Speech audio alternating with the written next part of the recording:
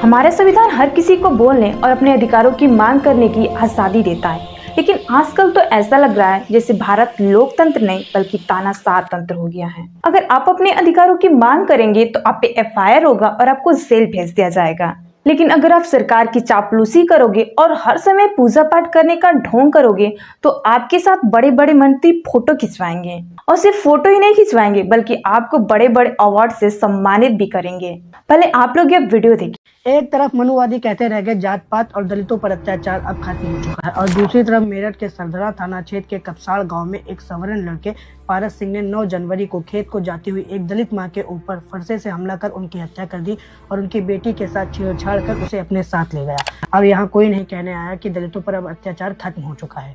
बात जाति विशेष के होने के कारण से सरकार से लेकर प्रशासन तक सब कोई चुप है। ध्यान दीजिए, ये कोई इक्का दुक्का घटना नहीं है, ये तो दलितों के साथ हुई सिस्टमेटिक हिंसा का हिस्सा है जिसे हर बार लगातार नकारा जाता है। इस बात के लिए एनसीआरबी के आंकड़े खुद गवाह हैं।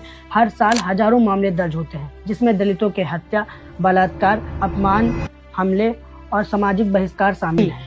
एनसीआरबी की सबसे लेटेस्ट रिपोर्ट बताती है कि एससीएस के उत्पीड़न के लगभग 57,000 मामले दर्ज हुए हैं, जिसमें उत्तर प्रदेश में ही रोजाना 2 दलितों की हत्या होती है, 3 दलित महिलाओं के बलात्कार होते हैं और 6 दलित घरों में आग लगाना या फिर घरों में तोड़फोड़ करने के मामले दर्ज होते हैं।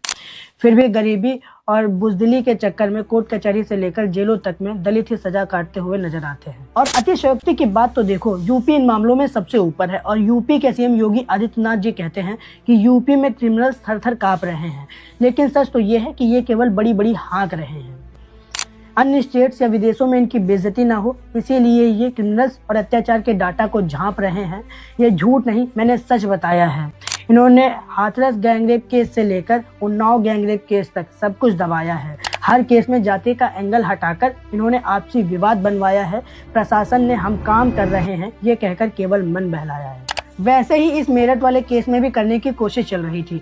लड़के की उम्र 17 साल बता रहे हैं और पंचायत से भी 50,000 रुपए देने की बात सामने ला रहे हैं ताकि लड़की पर इल्जाम लगाया जा सके लड़की ने अपनी मां का मर्डर किया है ये बताया जा सके।